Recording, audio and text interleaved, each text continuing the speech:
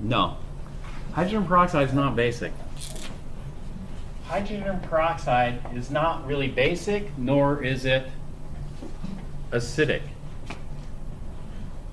It's not really acidic or basic. Another chemical property does stand out. I thought O2 2 minus is a base, but a not very basic base. What stands out? You know, it's not a really. Its acid-base properties don't really stand out because, you know.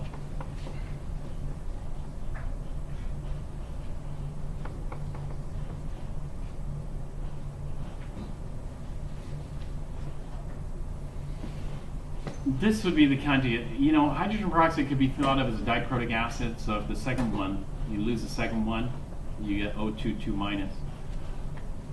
But is hydrogen peroxide, is it good at neutralizing bases? Is that the reason most people use hydrogen peroxide? They do let's say, an acid-base titration, or they want to neutralize an acid, or they want to neutralize a base? No. What really stands out about hydrogen peroxide is what do most people do with hydrogen peroxide? They use it to oxidize things, bleach things, right? Peroxide bleaches things, which is an oxidizer. They use it to kill things. Is it killing things because of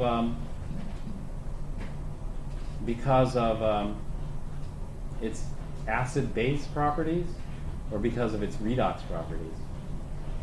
It's redox. The redox properties stand out. If you look at the top 5, in fact, if you go into our classroom, what's number 2? Number 2 is like hydrogen peroxide on our chart, you know. And so once in a while, you want to review that so that it clicks. You don't have to have it memorized, but you have to have this kind of feeling. Oh, redox is going to be important, and it's a produce an oxidizer. Well, anyway, for hydrogen peroxide, what we do in this particular step is we say the precipitate from the previous step. And so the precipitate from step 2 plus hydrogen peroxide yields NR. And so what we have here is we have iron 3 hydroxide solid plus hydrogen peroxide yields NR. Why can't we oxidize iron 3? Well, pretty much iron. Why can't we go to iron 4 or iron 5 or iron 6?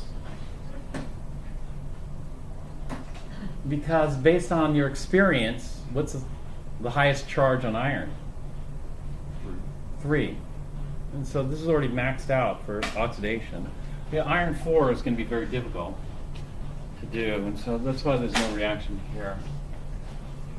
And so even though there's no reaction with the hydrogen peroxide, we still write it in.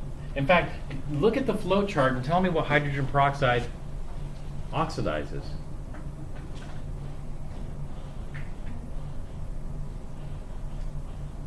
Can you see from the flow chart what hydrogen peroxide oxidizes?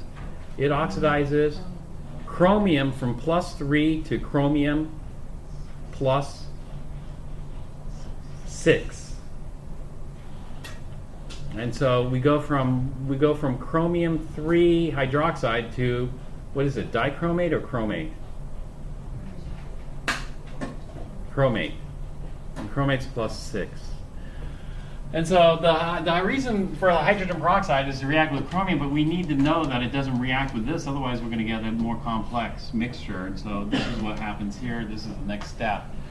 And then after we do this, then we add what comes after the hydrogen peroxide? The HCl. And so the next step in the iron analysis is the HCl. So what we do is we'll just take the precipitate that didn't react here. So this is the precipitate from number 3, or the solid from number 3, step 3, and then just add some HCl to that. And then what should happen? Take a good look. What color is the solution? The iron 3 plus aqueous solution. Does it tell you what color it is?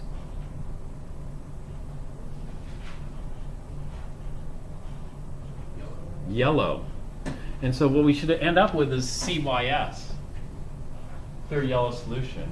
of course the colors can get all mixed up, but and then what's the reaction here? What's the reaction? I'd like this in net ionic form, even though I wrote HCl here, and a lot of people already have this, so I'm just going to write it on the board. Iron 3 hydroxide salt, this is just a metathesis reaction, plus 3 H pluses, this goes to iron 3 plus 3 waters. What's the driving force? The driving force is stronger acid, weaker acid. That's it. Even though we're getting rid of a precipitate, because usually precipitation is driving force, but stronger to weaker acid, all we need is one, and so this is it. And so this was the equation I was looking for step, and now this is going to be step 4, sorry, not step 3. And so just continue, get familiar with the flow chart, you know, how to go through it, and try to visualize what's happening in this analysis. Okay? And so what's the next step? Step 5. Okay, this is what I meant by sometimes there are 2 steps in one arrow, and this is a case where there are 2 steps in one arrow.